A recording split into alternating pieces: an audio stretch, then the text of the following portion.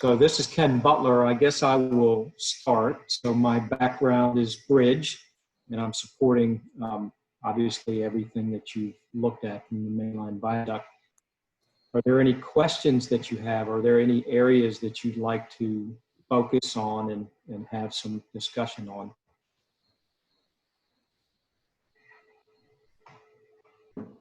Hey, Ken, nice to meet you. My name is Matt Holland. I am the chair of the advocacy committee for Bike Lafayette, which is a Lafayette-based bicycle advocacy organization. Honestly, don't have many opinions on the viaducts. I'm mostly here just to kind of observe how these workshops happen so that when we get to the one pertaining to bicycle and pedestrian infrastructure, I can be of more use. So, but happy to contribute if I have any ideas. Okay, well, welcome. Certainly, yes. I mean, the viaduct itself is carrying interstate, so it's not going to be a multimodal pedestrian use. But the part that comes underneath the viaduct, certainly that would be where your focus and interest and participation would be important. Yeah, and just from the, I mean, the presentation on Tuesday, I was particularly interested in the SB girder type. And I'm definitely interested in the idea of raising the height of the roadway. I think that's going to make it a more pleasurable environment for people who are underneath the roadway. It'll let more light in. It'll reduce noise from traffic. So I feel like that will, in terms of bicycle and pedestrian facilities, will make it a more approachable area for people to use those facilities. I think we would agree with you. I think Jenny Fu is with us. She is the state bridge engineer, and I'm sure she may want to comment on this topic as well. I will tell you that the standard vertical clearance typically provide is on the order of 16 or 17 feet. And on this project, during the EIS phase, it was, the department committed to even exceeding that to go to 22 feet. And now there's even on the table, right, Jenny, to go to 30 feet. And I think what you're saying, and I would agree with you, is that the higher, it opens it up more. And so 22 feet certainly is better than the 17 feet, but maybe not as good as 30 feet. So Jenny, I don't know if you want to weigh in on the height. Yeah, it's just balance of economics and wishes of the public, and that will be discussed, throughout this project. 22 feet is already above our minimal standards. Our standard, as Cam mentioned, is 16.6, and 22 feet is already above what we normally do for the transportation facility. And raising higher to 30 feet, there was some discussion already in the previous meeting that maybe less noise. Well, we want to mention that all the structures we propose, concrete structures, are the least noisy structure types that the team already considered that. But I think from an environmental perspective, that the higher may impact more neighborhood. We don't know. So that this process will help us determine that too. I guess something that I'm really curious about is elevating the roadway is going to lead to an increased cost. These different girders have, it's a range of costs associated with those. So if we were to choose the more expensive options for the girders and for the roadway height, how does that impact the project down the line? If we decide to increase the expense in one area, does that mean there has to be cuts in another area?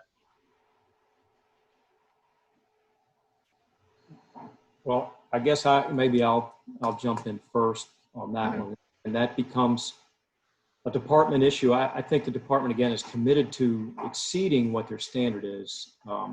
and go to the 22 feet. As it goes from 22 to 30, it could be on the order of $10 to $15 million increase on top of an already, $1.2 to $1.4 billion project.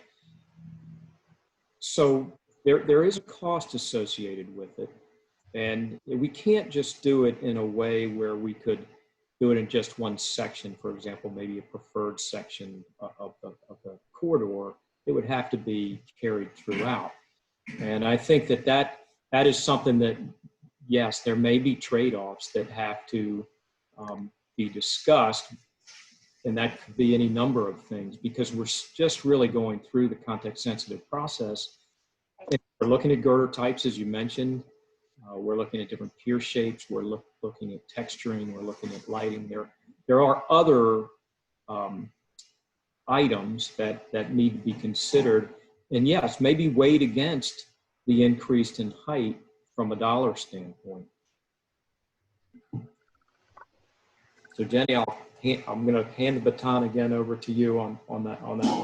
Okay, so I guess we are in the beginning of the CCS process, and DOTD hasn't decided what type girders to go with, what heights. And number one is DOTD is committed to meet the ROT, whatever in the ROT record of decision, and we are now in the supplemental stage, so we will see what that is. That's what the process will tell us what the final product should look like.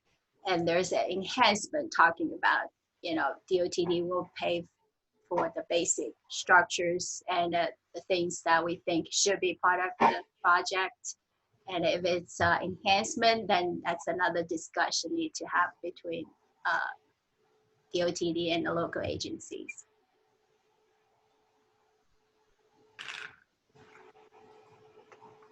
So Jenny, that's a good point, because I mean, part of this process even is to share the three structure types that we've been looking at, the I girders and what we call the LG girders, Louisiana girders, which is sort of I-shaped girder.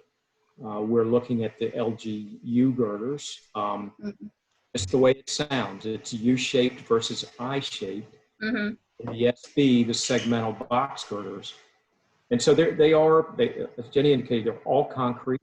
We feel all very highly durable from a serviceability standpoint, rideability standpoint, structural standpoint, all the things we're interested in for the safety of the facility.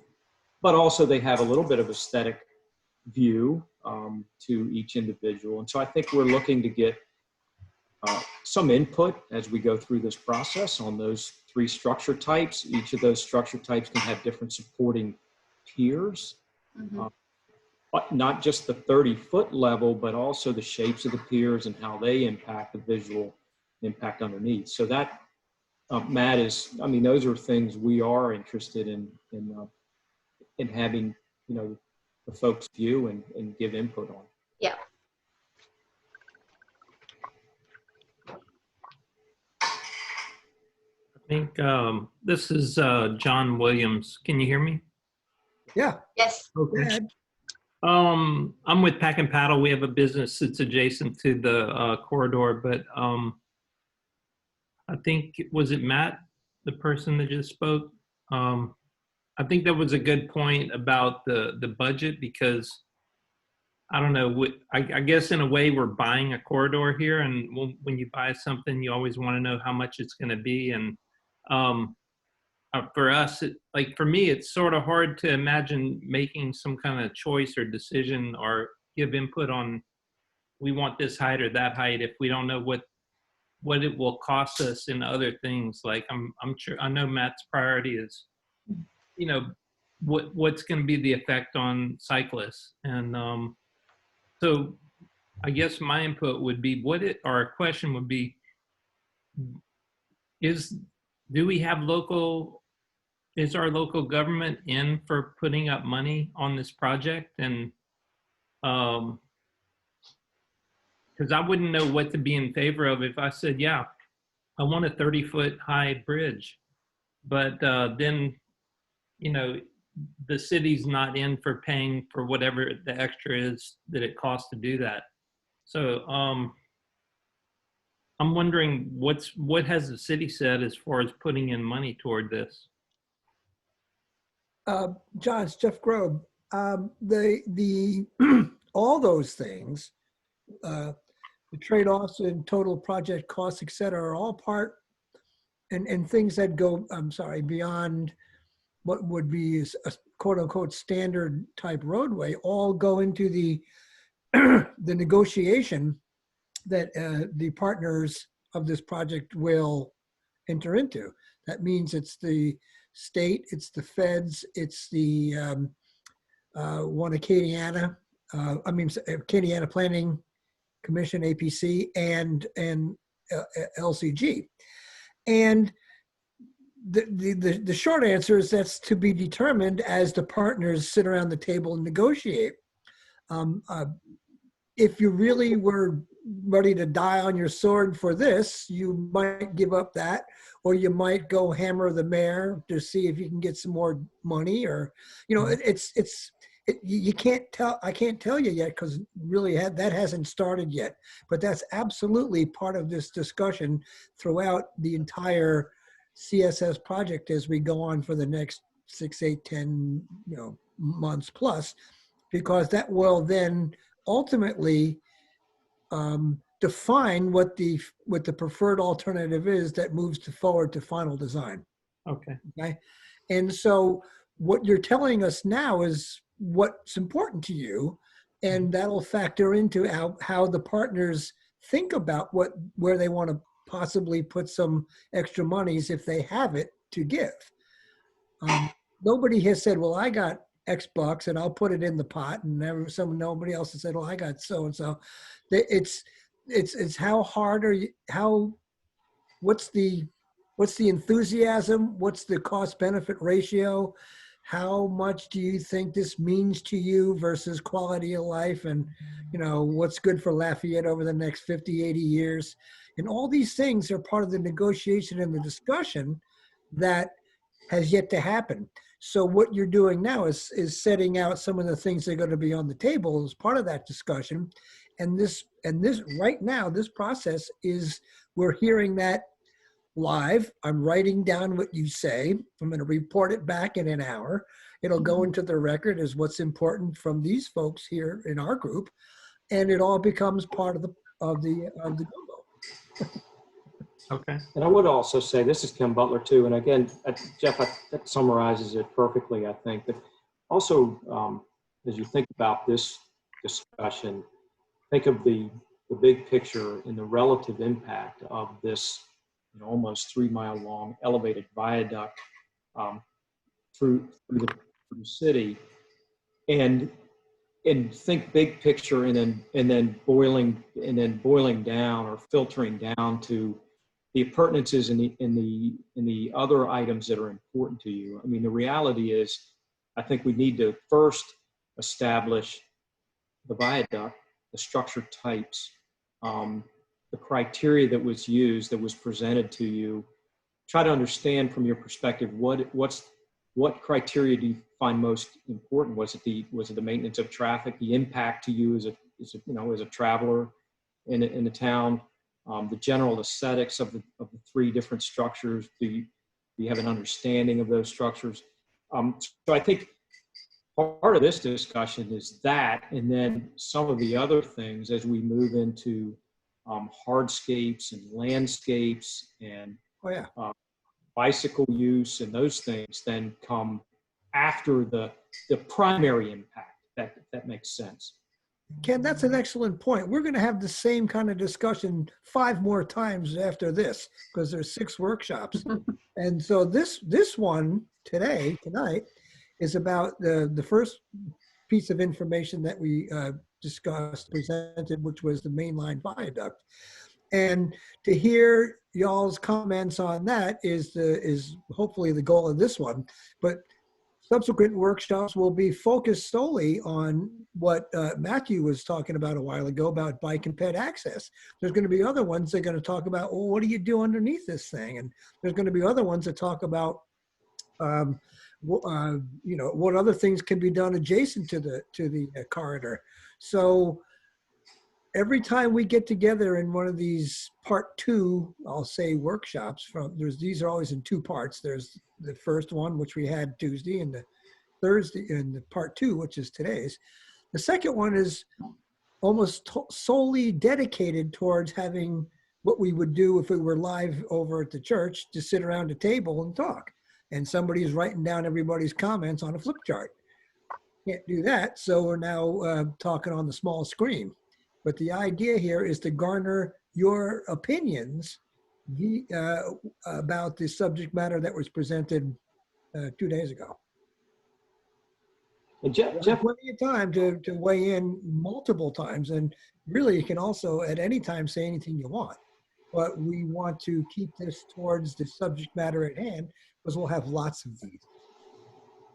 So Jeff, maybe what would help, I don't know if I can take control or you can, maybe if we could go to the table and pull up under structure options, the design options, maybe that will generate some discussion. Ken, I think you're the guy that's supposed to have that. If you have the presentation, put up a couple of pictures and let's talk about what we're looking at, because really, for a lot of people, seeing it on Tuesday was the first time that anybody got to see what are the possible options. Do we remember what an LG girder looks like? Do we remember what a LU looks like, or the SB?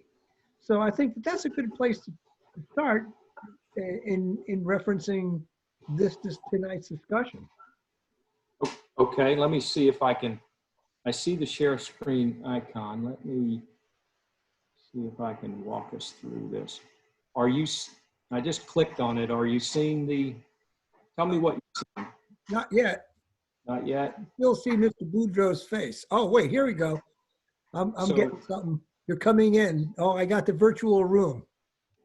So, okay, you do. Okay, Yeah. so I'm going to click on design options. And Yes, please. if you see my screen. Yes, please. So maybe the thing to do would be to start, I think this was one of the best locations to see. And I would say this, if you notice, I don't know if you can see my hand moving, but all of this has been left blank. And that is by design, because as Jeff said, those are future workshops that discussions can ensue on what happens to this space under the viaduct. Right now, we want to get your impressions of the viaduct, the primary impact of the almost 3 mile structure.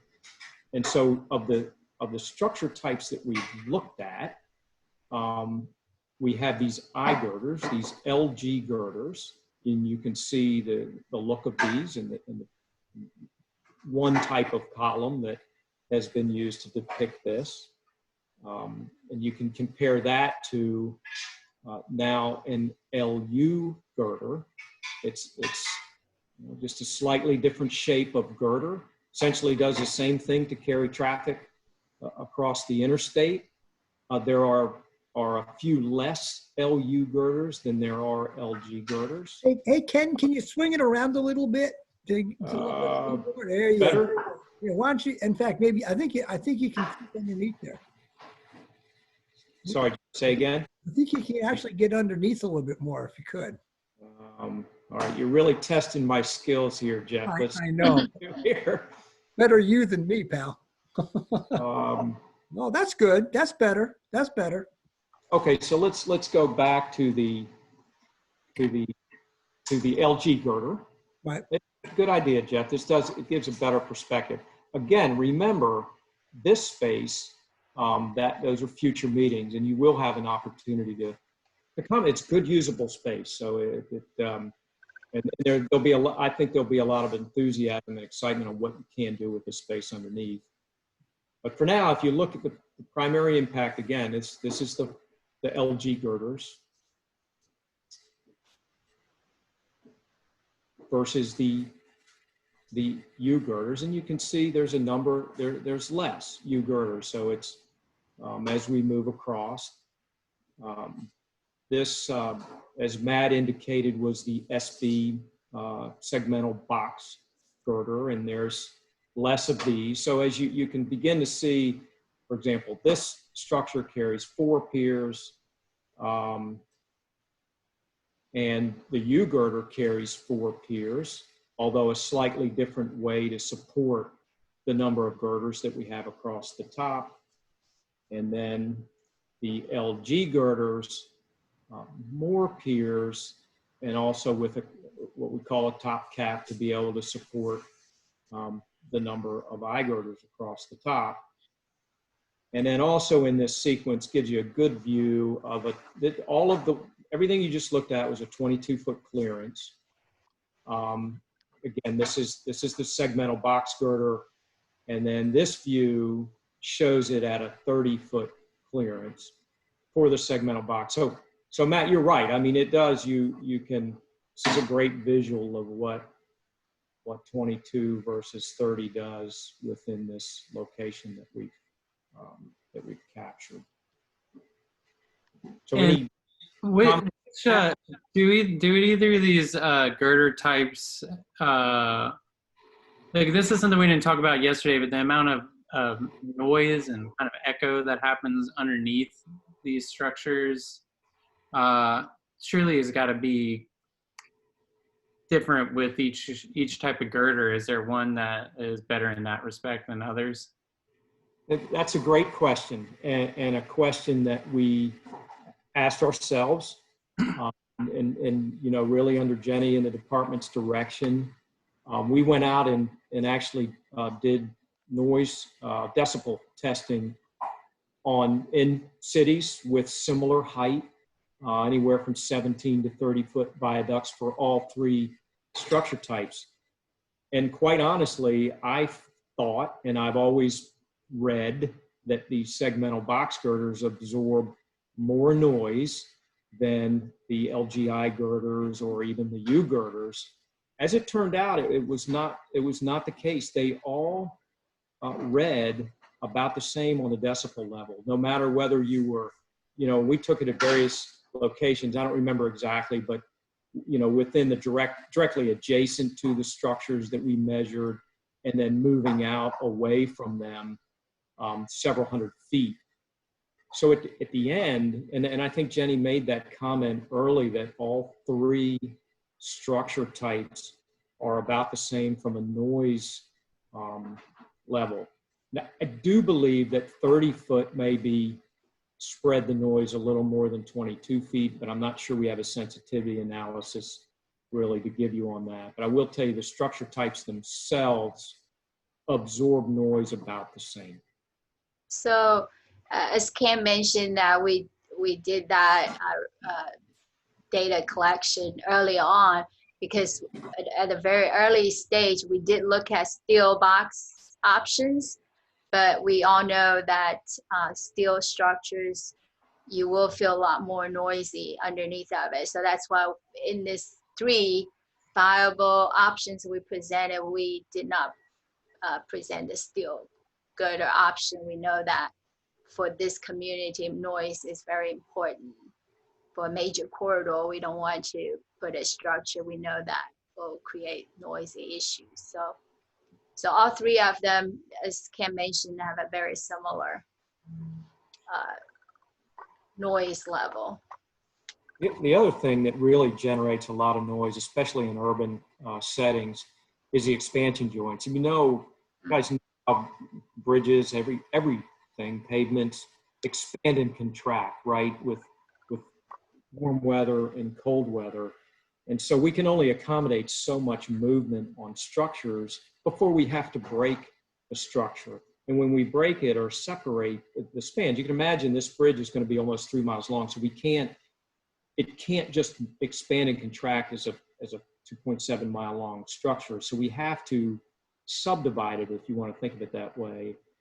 And so we use expansion joints. And normally what you hear, the noise you get from any kind of bridge in an urban setting, is the expansion, too many expansion joints on the structures, and expansion joints that when the trucks hit them, you know, they begin to degrade and cause that noise as the wheel loads hit them.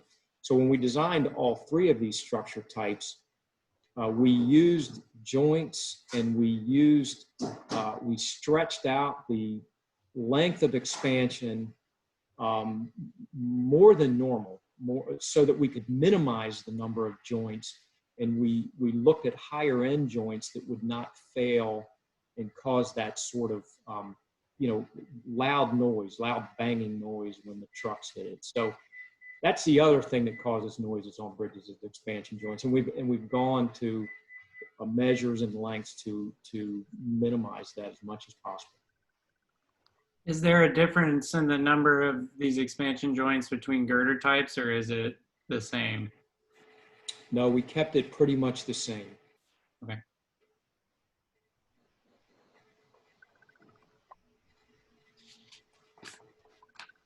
So, any more questions on the? Hey, On the Ken, it's Jeff. Why don't you, while you got that thing up there, why don't, part of what we were presenting on Tuesday were, the first thing was the girder types, which were LG, LU, and SP. And then we talked about pier types, pier shapes. And then we, finally talked about abutments and stuff. But I think the other thing that I would ask people to note is that the different girder types do have different numbers of columns underneath. So certain girder types, structure types have more columns underneath, which creates a different visual underneath it than other structure types would have less columns, and which open it up a little bit further. I just thought I'd point that out. But I think one of the things that we could ask people to get their feedback on, I think, is column shapes and how they, what do they think about some of the ways that they were presented on Tuesday by Bradley, and if there was some thought on, the shape itself and the aesthetic of the shape, and whether it's representative of Lafayette, or do you like it? Do you not like it? Just a general discussion on column types, I think, would be a good thing to have. What do you got there? What do you got there, Ken? Yeah. So, this gives you an idea of, and there can be other ideas that are used, but we're having to look at the LU girder. This is one particular column shape. Bradley he's got some rustication in here. He's got a plaque with the pelicans, and then it flares out, and it's got chamfered in. So it's trying to make it, pleasing to the eye, I would say. And so he's looked at various shapes. You can see this option 3 again for the LU girder, slightly different shape of the column. Let me go back to option 1. I should have started that with the beginning. This is a more simple, column shape, the reveal down the middle with texturing. Again, some of the things that eventually we'll talk about are text coding. Whether the structure should remain plain concrete, whether it should be treated. You can see the back of the barrier has been treated, this darker stain or paint. The girders themselves have been treated, and then these columns. So you have this pier shape, pier shape for the LU, and this as well. Slightly different. Now we're moving into a circular.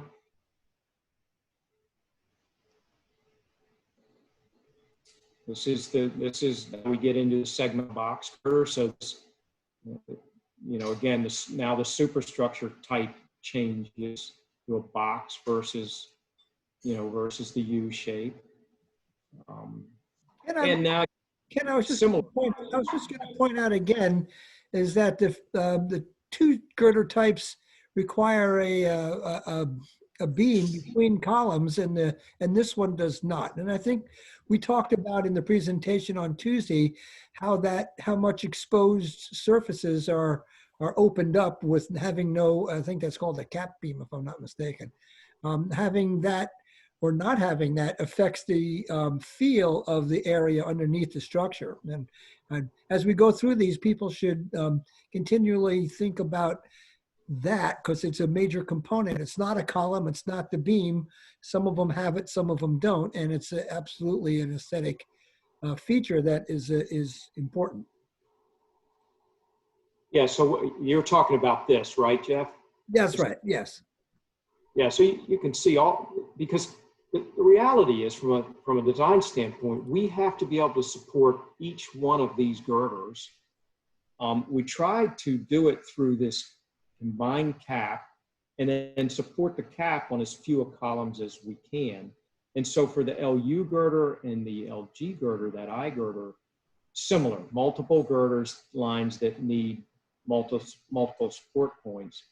When you get to the segmental box, the segmental can be supported under the box itself here, doesn't need to be connected through here.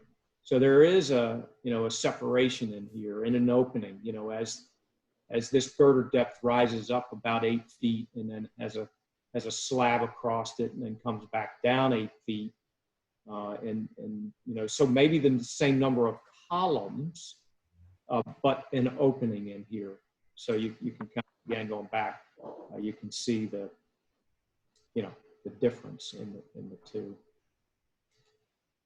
But the column shapes themselves, I mean, similar ideas, albeit maybe fewer of them, but the shapes we tried to show you are similar in nature. And you can see here the circular.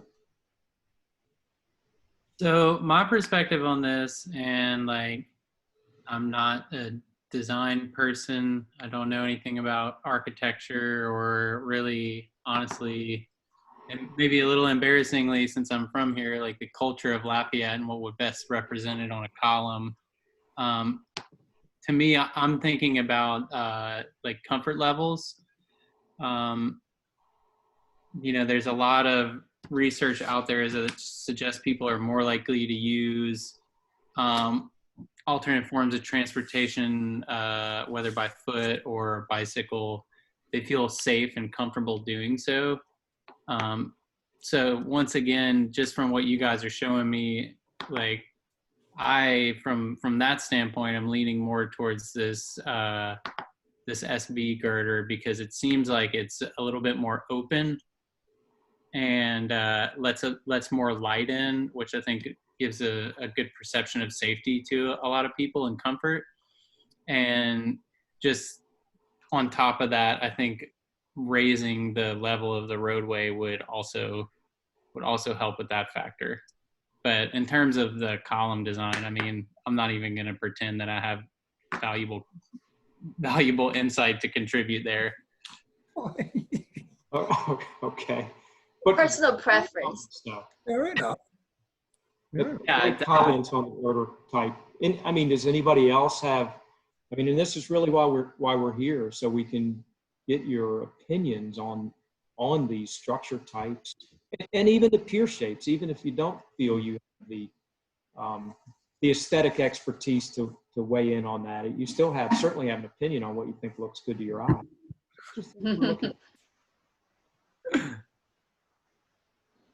I mean, they all look fine to me. Can we get rid of them completely and just have it hover over the ground? That would be best. But Matt, you make an excellent point.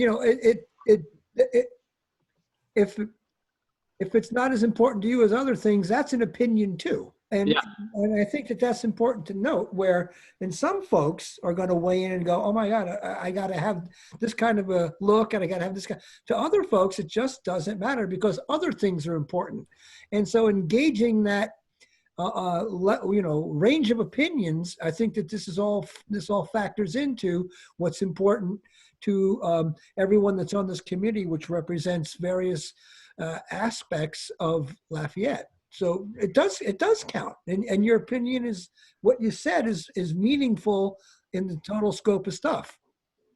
Well, I can report back. It matters to some people. It doesn't matter to others. And that's a fact that we put into the pot. Right. Well, I would say our designers did a good job, presented 3 very good options. Yeah. I mean, my opinion here is like, I represent cyclists in the Lafayette area, you know, but there are other people here that represent, you know, businesses and neighborhoods that are going to be alongside this corridor. Like, to me, those people should be given a lot more weight. Their opinion should be given a lot more weight than my opinion when it comes to the more aesthetic properties. You know, that are not just utilitarian kind of when it comes to some of the stuff that I'm interested in. Gotcha. Mr. Williams, you got a thought on the look? Got you on mute too. Still muting. Hold on. Can't hear you. He should be able to unmute himself. Let me see. Yeah, the only one I don't like is the round one, for whatever reason. The other two are good. I like them. I don't, you know, I think I'm with, yeah, that one. That's the only one I'm not really partial to because it just looks a little more, I don't know, not as nice as the squared off ones. That's my opinion. Okay. But I don't think this is a huge deal for me. And, you know, the one with the little plaque is nice. I don't know if I would want to spend a lot of money on it. I hate to keep coming back for money, but I don't know if I'd want to spend a lot of money on that. The only other thing, and I hate to sound, I don't want this to sound weird or whatever, but is there any studies showing that any of these designs would be less likely for people to do graffiti on? No. Okay. They're all open season. If you got a can of paint, you're in. I hear you. I just don't know. I mean, It is. No, you can also do graffiti coating prevention on all of them equally as well. oh, good. Okay. John, what about the superstructure, John? Any thoughts on a preferred look on the structure? I forget the name of it, but the one with less girders, to me, I prefer that. I think that looks cleaner, a little bit nicer, and that would be my preference. So this one? Yeah. Gotcha. So the SG, yeah, I've heard it, SB and SG, I mean, yeah, basically a segmental box girder. So yes. Okay. Anybody else have any comments on the structure type or pier shapes? I think we got some good thoughts there, Ken. Why don't we take a look at the abutment for a minute? Okay. See if I can do this. I'm testing you now. I'm testing you. Yeah, you really. I'm going to report back that Ken was a whiz. Okay, so let me get back to option one. Go in order here. Let's remember what an abutment does.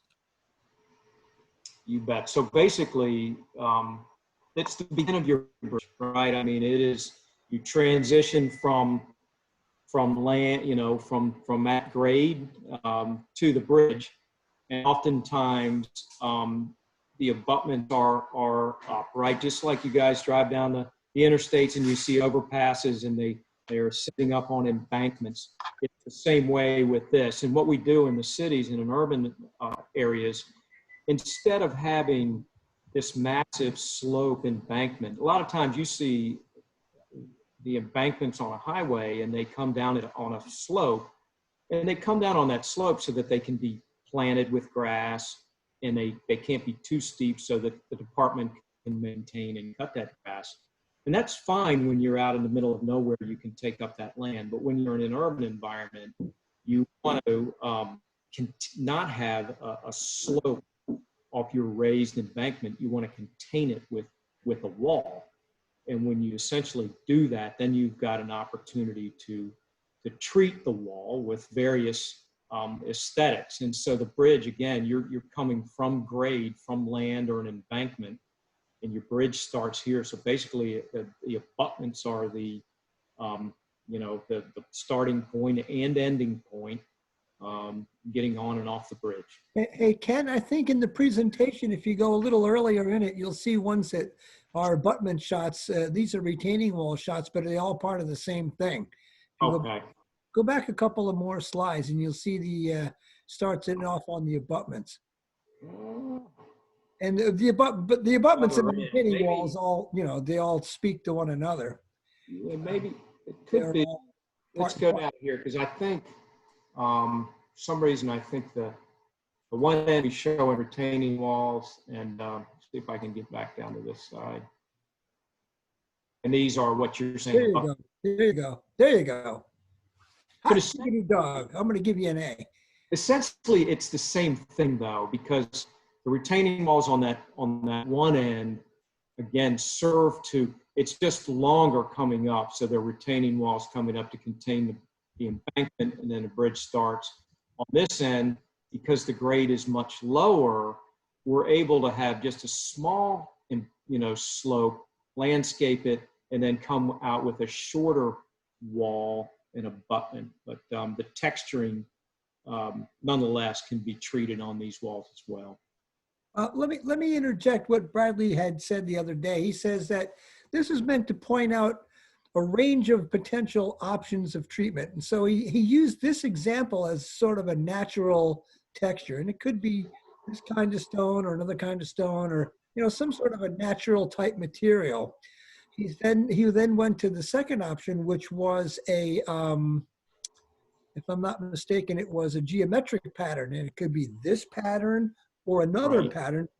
It's geometry, and it's lines, and it's not natural. It's very much, you know, man-made, if lack of a better word.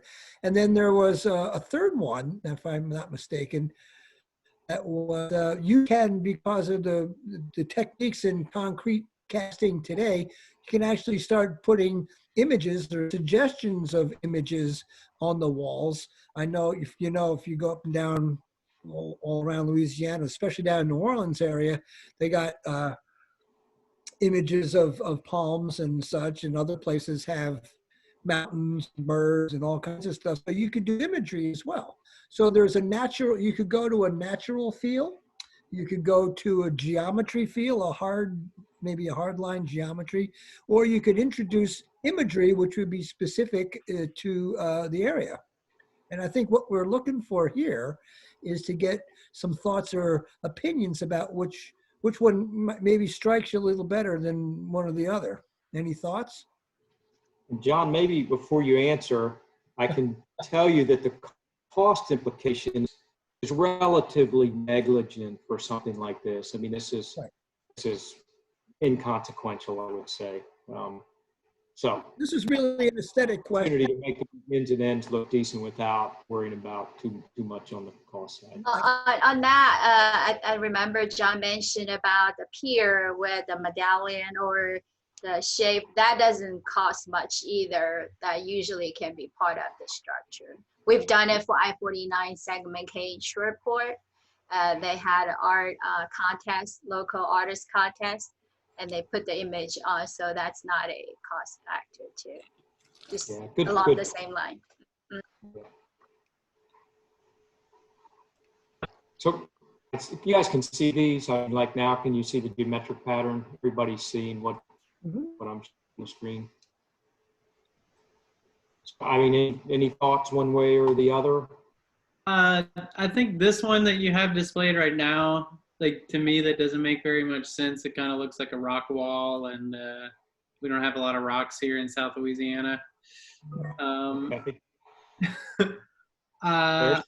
I think probably this maybe depends a little bit on, like, the column type and whatever is selected there. I think it should look similar in nature to that. So, like, if we go with, like, this stamped emblem on the column, maybe that can be reflected in the design somehow on the abutment walls. That's a good thought. That's a very good thought. That's excellent. Nothing that I have a strong opinion on. Okay. So you want to go down and look at the retaining walls as well? Similar? No, it's kind of the same thing. but It less. is.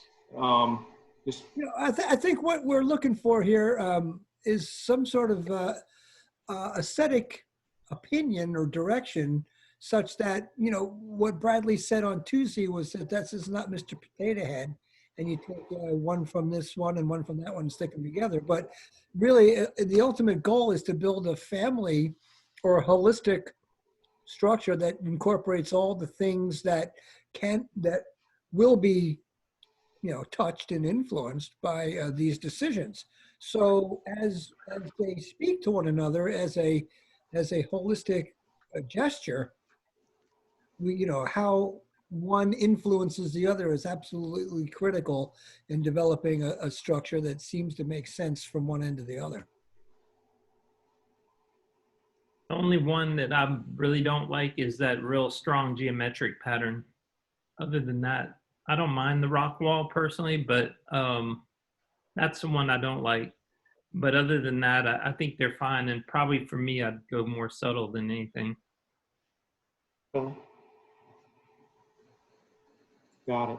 So I heard that. I heard higher is preferred, certainly the 30 feet. I heard less girders is preferred, with less piers opening things up. What about the evaluation criteria? Did you have any questions on the evaluation criteria? Maintenance of traffic impact? Good question. Okay. What was presented was that some of these girder types will take significantly different amounts of time to construct than others, and does that matter? Which ones take the? My impression was that the SG or the SB ones had a lower impact on traffic for the construction. Is that correct? That is correct. Yes. Yeah. And on estimate, up to a year shorter time to construct. So if you're looking at a 4.5-year construction project or 5-year construction project, let's say, the segmental could be done within a year less impact.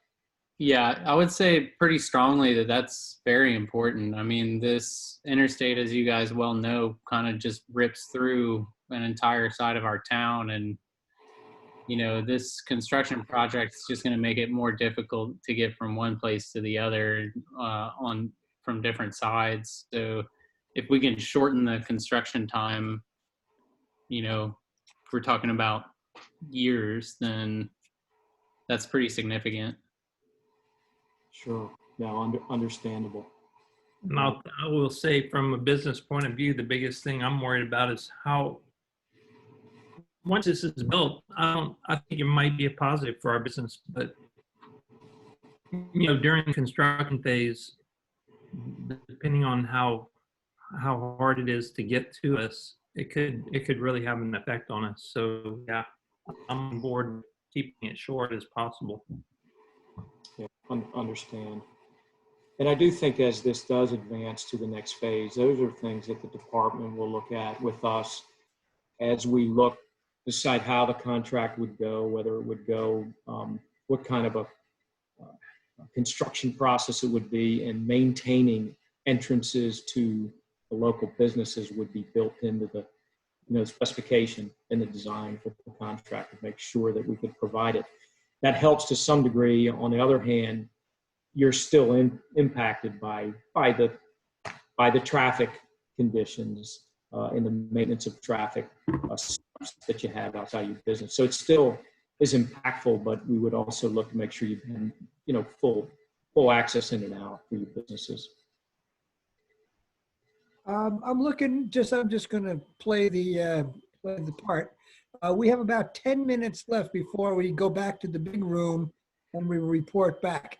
And I think that it's important to make sure that you give me everything you want me to tell everybody, so I can be comprehensive in the report. I think Ken summarized what we've heard so far, is that probably higher's better. I think we heard that less girders is probably better. I think we heard that shorter construction time is probably better. Those are the three big ones. I mean, I can get into more specifics about y'all's opinions on this and that, but I think that probably, the three big takeaways. Ken, help me out here if I miss something, but is that what you heard too? Those are my notes. Yes. I mean, the less girders, a segmental box sounded like John and Matt both like segmental box in the 30-foot height. Did not like the round. Yeah, didn't like the round. I don't like those either. So yeah. The more you and also that's the discussion about where's is there a trade-off if I pick one or the other versus something else in total project cost? That's absolutely germane to all discussions throughout all the workshops. Is how does that factor in? Do I have to choose between this and that, and will it impact something else? And quite frankly, we don't know that yet because that discussion has yet to be gotten into. So that's true. And I will tell you, my experience at least is the cost sharing begins to happen for the treatment underneath the viaduct. I had projects where business owners wanted Ferris wheels down in that location, and some wanted parks and water parks and basketball courts and flowers and irrigation, all things that are great. But I think that's where sort of that discussion begins to become more important, and in the cost sharing and the understanding of what the department can and cannot do, but that you can do as business owners and not to beautify the area. Ken, I think I want to point out that yes, that's the whole topic of the joint use development plan, which is a component of this whole project process. And when things are identified as cool stuff to do, the deal is somebody has to make the suggestion. Somebody has to say that's a great idea. I'll pay for it, and somebody has to say I'll take care of it. And without those three things, it's probably not going to happen. Now, who those people are saying, I like it, I'll pay for it, I'll take care of it, is the gist of the discussion. Anybody could step up for anything, just about. But the joint use development plan will identify those things that have had all three of those questions answered in some manner, shape, or form successfully. That's how it works.